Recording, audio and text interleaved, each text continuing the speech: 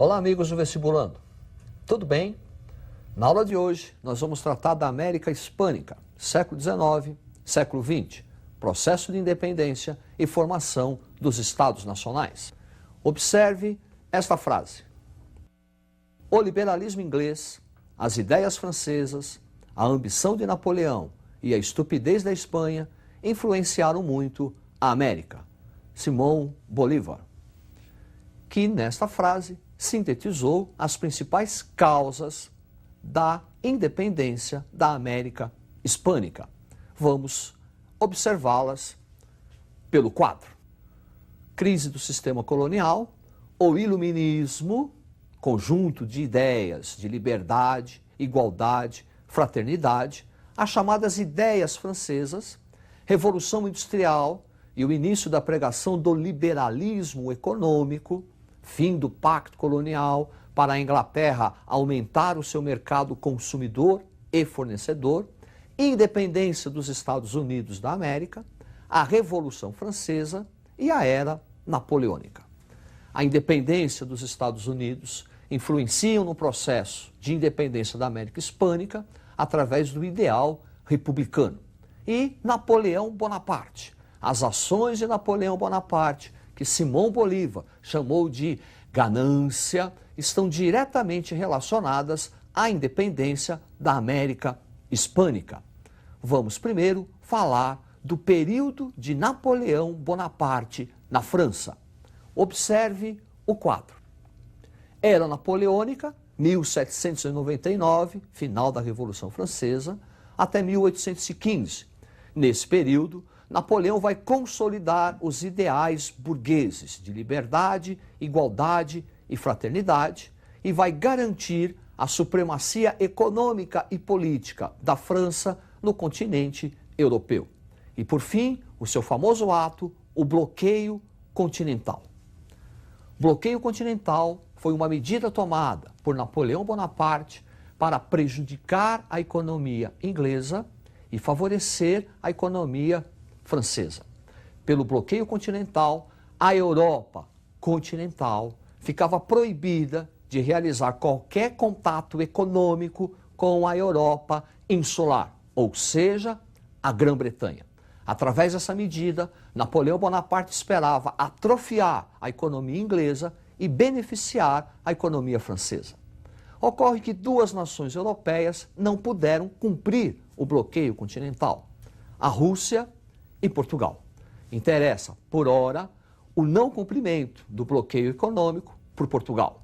Napoleão Bonaparte invade a Península Ibérica, conquista Portugal, conquista a Espanha e, ao conquistar a Espanha, depõe o rei Fernando VII e, no seu lugar, nomeia o seu irmão José Bonaparte. A nomeação de um francês como rei da Espanha desencadeia aqui na América o processo de independência, que nós vamos observar agora. Preste atenção no quadro. A conjuntura hispânica do século XIX. Uma economia dependente do capital estrangeiro, dependente da metrópole, ação do pacto colonial, prática dos monopólios e os chamados conflitos sociais. Esses conflitos sociais vão determinar a tônica do processo de independência. Às vésperas da independência, a América Hispânica possuía três grupos sociais bem nítidos. Observe-os na tela.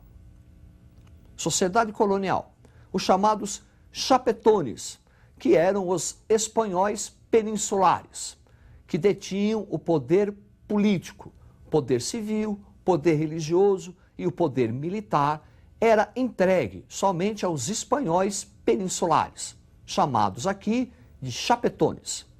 Depois, os criollos, a aristocracia colonial, descendentes de espanhóis que se fixaram aqui na América e que vão ter o poder econômico, grandes proprietários de terra, grandes proprietários de minas e escravocratas. E, por fim, os mestiços, que vão compor a classe de trabalhadores. No processo de independência, os chapetones vão se colocar contra, porque eles querem garantir seus privilégios que adivinha do monopólio colonial. E os criollos vão ficar a favor. É a aristocracia criolha quem comanda o processo de independência. Tinha o poder econômico, mas não tinha o poder político. Os chamados libertadores da América pertenciam à aristocracia criolha. O movimento de emancipação da América pode ser dividido em dois momentos.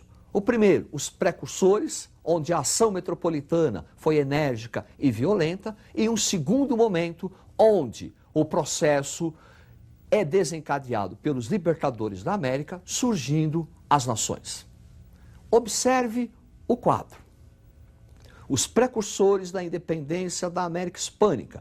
Em 1780, Tupac Amaru vai liderar uma revolta de índios no Peru, com aquele ideal de renascer o antigo Império Incaico, o Império Inca, duramente reprimido pelas forças espanholas. Em 1806, na Venezuela, Francisco Miranda, da aristocracia criolha, com ideais liberais e democratas, procura libertar a Venezuela do jugo espanhol, movimento também duramente reprimido. Depois disso, uma segunda fase, um segundo momento, onde o processo se inicia com guerras, montagem de um exército popular conduzido, comandado pela aristocracia criolha. Daí a guerra da América Hispânica ter um caráter violento. Vamos observar os principais libertadores da América. Observe o quadro. Os libertadores da América. Simão Bolívar, entre outros, libertou a Venezuela e a Colômbia. José de San Martín, responsável pela independência dos países do Prata, Argentina, Paraguai. Sucre, responsável pela independência do Equador, com a ajuda do Bolívar. E Iturbide, o responsável pela independência do México. Devemos destacar um processo de independência aqui da América singular, que é o caso do Haiti. Toussaint Louverture será o líder do processo de independência do Haiti, que será um processo diferente dos demais, porque além da independência, foi conquistado automaticamente o fim da escravidão.